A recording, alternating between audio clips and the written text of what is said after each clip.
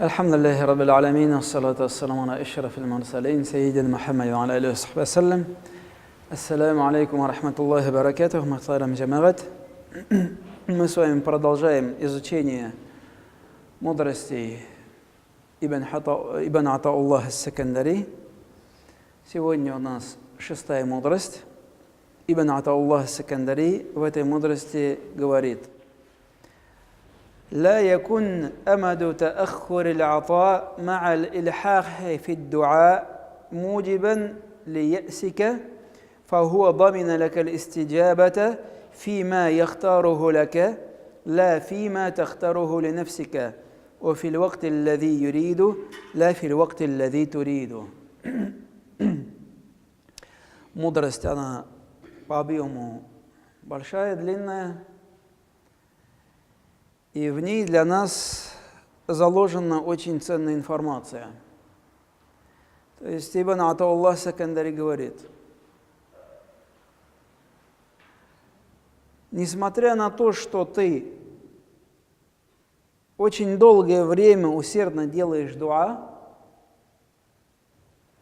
это не должно лишать тебя надежды на то, что Аллах Та'аля ответит на твой дуа. Ведь Аллах Та'аля обещал тебе ответить в рамках того, что сам для тебя выбирает, а не в рамках того, что ты выбираешь для себя.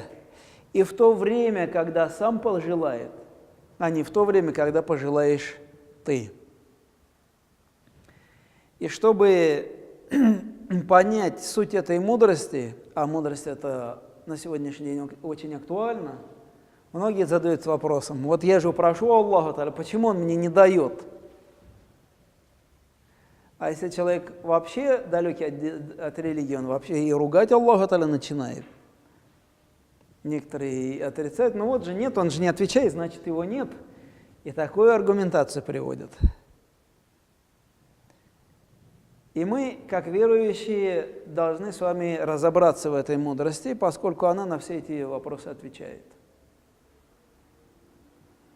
Но в первую очередь нужно определиться с самим понятием дуа. А что это такое? Дело в том, что мы сегодня дуа воспринимаем ошибочно. Нам представляется, что дуа – это такая волшебная палочка, которой нужно махнуть, и обязательно, 100% сразу получишь, в тот же момент ты должен получить то, что просишь. На самом деле дуа – это не волшебная палочка.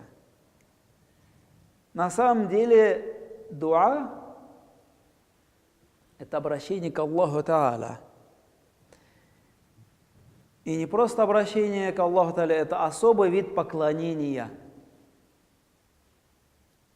То есть цель дуа не в том, чтобы попросить и получить, а цель дуа совсем другое. Цель дуа, цель просьбы у Аллаха Та'аля заключается в поклонении. И дуа как поклонение, оно в первую очередь подразумевает состояние убудия.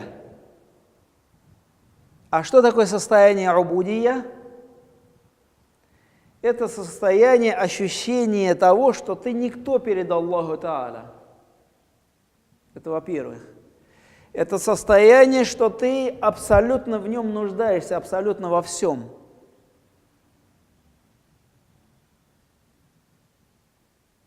Не то, что вот я попросил, Аллах Та'аля мне должен.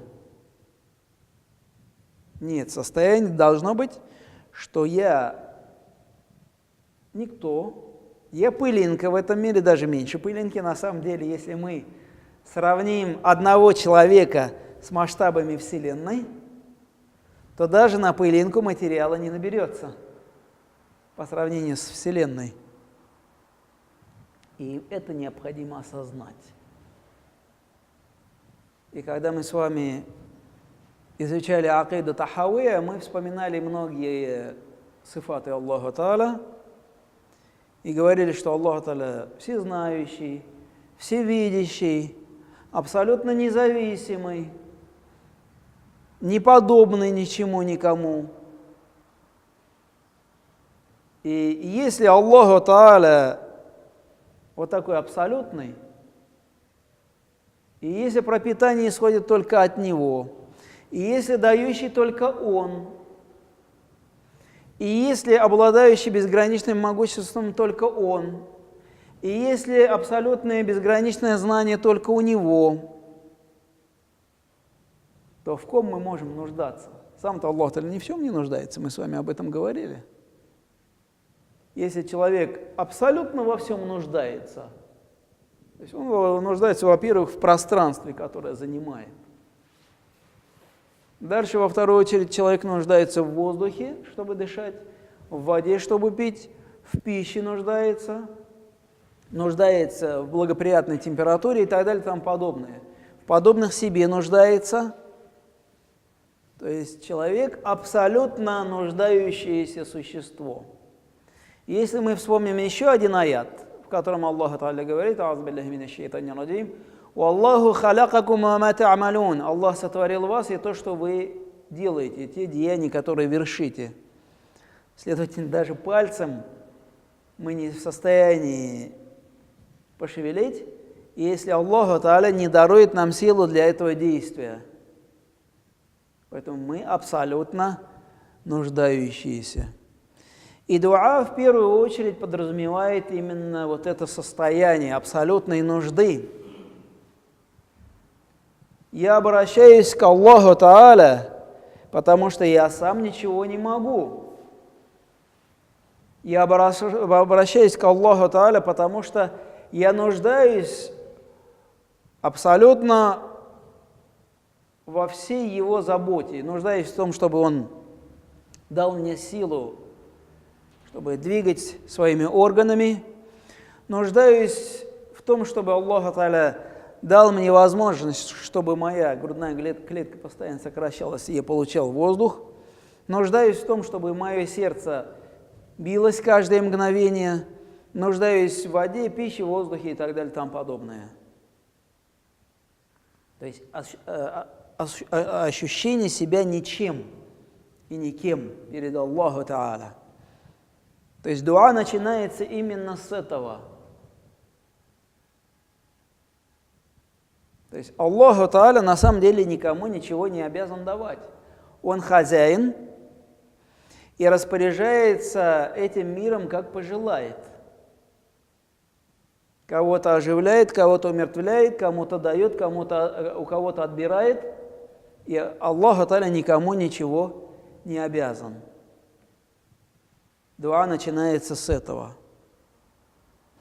Ну а дальше, естественно, человек, который делает дуа в надежде на то, чтобы Аллах Тааля ему даровал, должен позаботиться, чтобы его пропитание было халяльным. Потому что пророк ﷺ в одном из хадисов приводит нам человека, у которого и одежда получена харамным путем, и пища, и сам он вскормлен на хараме. И пророк ﷺ, завершая этот хадис, говорит: и разве Аллах Тааля ему ответит? Аллах Тааля ничто не ограничивает. При желании Аллаха Тааля, если будет на то его воля, и этому человеку ответит. Но для того, чтобы получить ответ на свой дуа, мы должны позаботиться в первую очередь о халяльности своего пропитания. Дальше желательно быть в состоянии омовения. Дальше желательно, так сказать, ловить то время, когда дуа принимается. Это последнюю 1/3 ночь. В пятницу есть час, в который принимается дуа, между азаном и икаматом и так далее и тому подобное. Дуа родителей за своего ребенка и так далее. То есть об этом нужно позаботиться, если мы хотим, чтобы наша дуа была принята.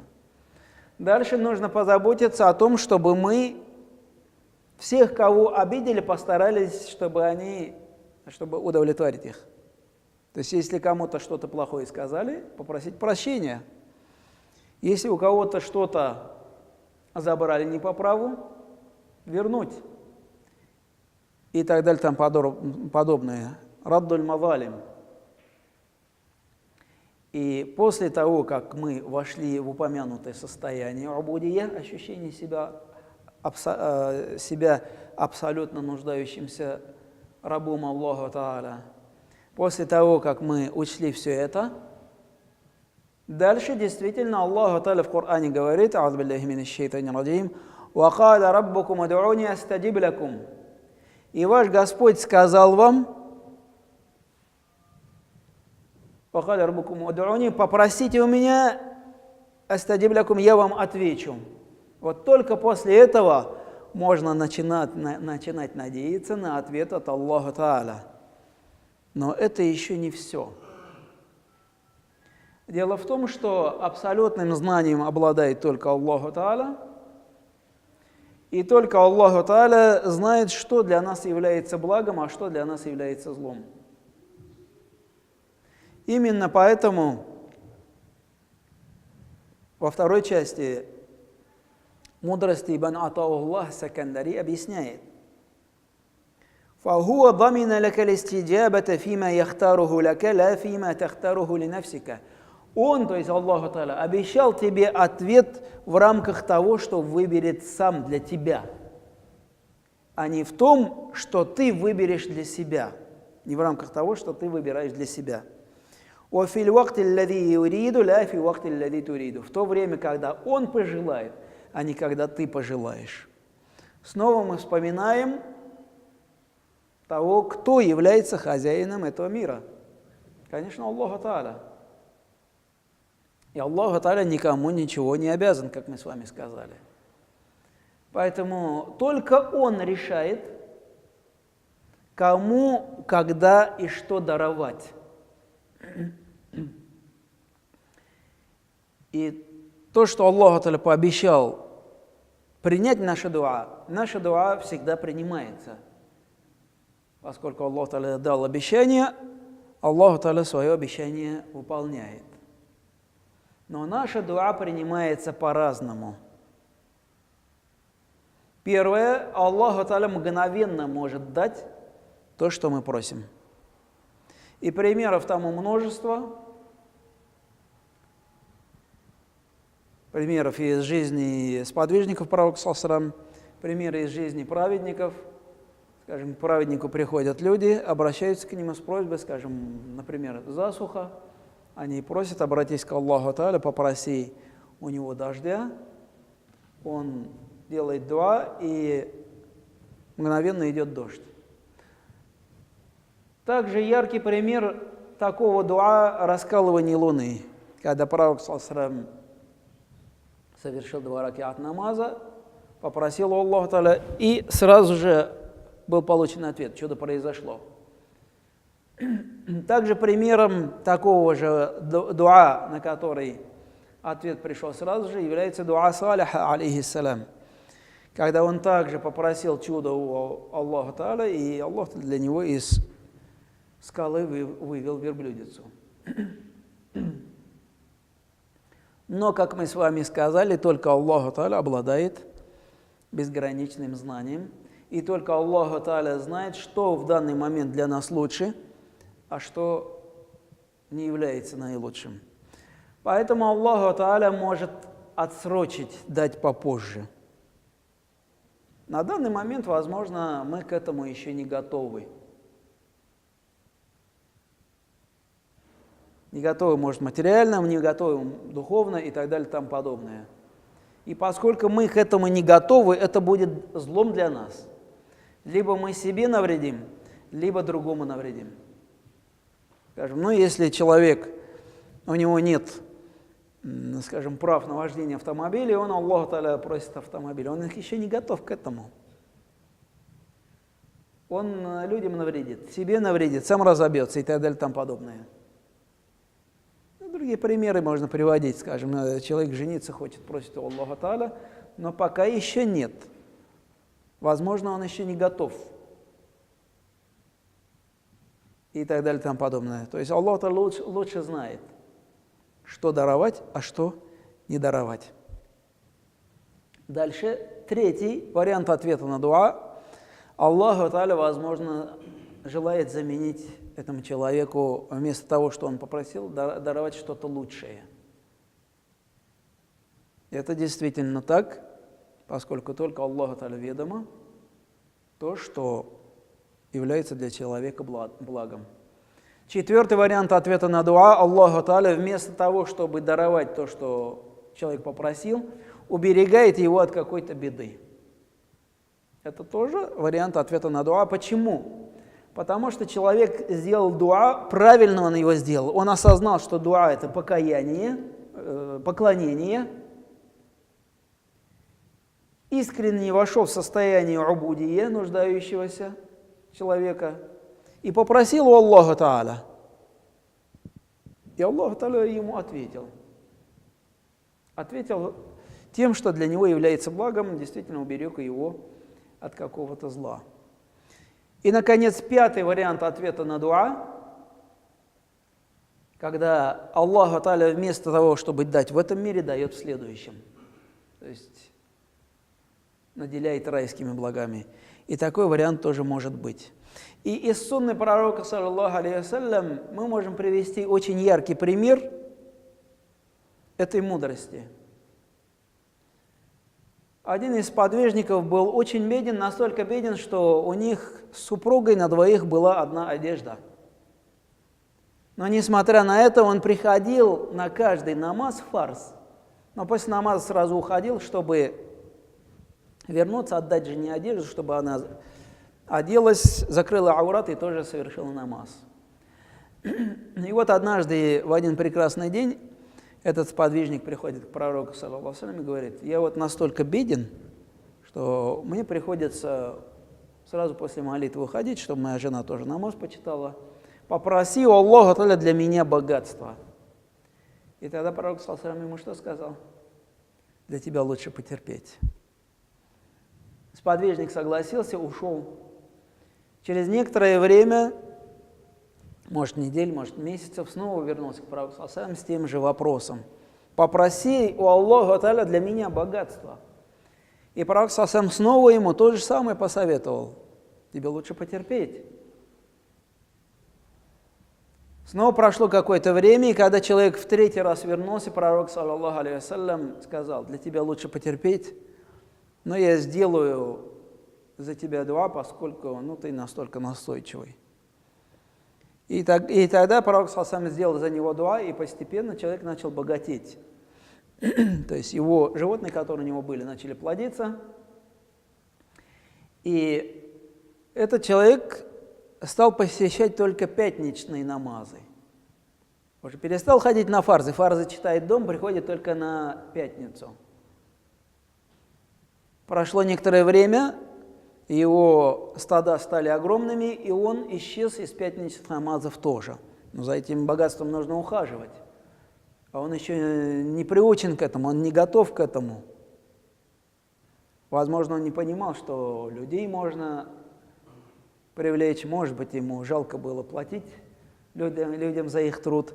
Неизвестно, но он не был готов к этому богатству. То есть у него не была психология того человека, который может быть богат, но богатство которого в его руке, а не в сердце. И через некоторое время пророк, саллаллаху алейхи вассалям, послал к нему сборщиков закята, и он им отказал. И когда сборщики закята вернулись, пророк, саллаллаху алейхи вассалям, им сказал: в следующий раз, даже если он сам принесет, вы его закят не принимайте. То есть этот человек явно был не готов. У него пока была еще психология бедняка. Бедняка, причем настоящего. Почему? Потому что богатство или желание, или стремление к богатству у него было в сердце. И он не выдержал этого испытания. Именно о таких случаях и говорит нам Ибн Атауллах ас-Сакандари: «Ла якун амаду тааххур аль-ата ма'a ильхахи фи ад-дуа муджибан ли ясика». Не теряй надежду когда ты многократно, долго-долго делаешь дуа, и долгое время не происходит то, что ты просишь. فهو ضمن لك الاستجابة فيما يختاره لك لا فيما تختاره لنفسك. Он, Аллах Та'аля, обещал тебе ответить в рамках того, что Он выбирает для тебя, а не в том, что ты сам для себя выбираешь. То есть Аллах Та'аля лучше знает, что для тебя является благом. وفي الوقت الذي يريد لا في وقت الذي تريد. И в то время, когда Он для тебя пожелает, а не в то время, когда ты пожелаешь для себя тоже. То же самое. Время, когда для тебя это является благом, время, когда тебе это нужно, Аллах Та'аля лучше знает. Эта мудрость очень поучительная, учит нас правильно относиться к жизни, правильно относиться к дуа, правильно воспринимать этот мир, и пусть Аллах Та'аля каждому из нас поможет жить согласно этой мудрости, основы которой или корни которой заложены в Коране и Сунне пророка, саллаллаху алейхи ва саллям. Ихтибар син рахмат.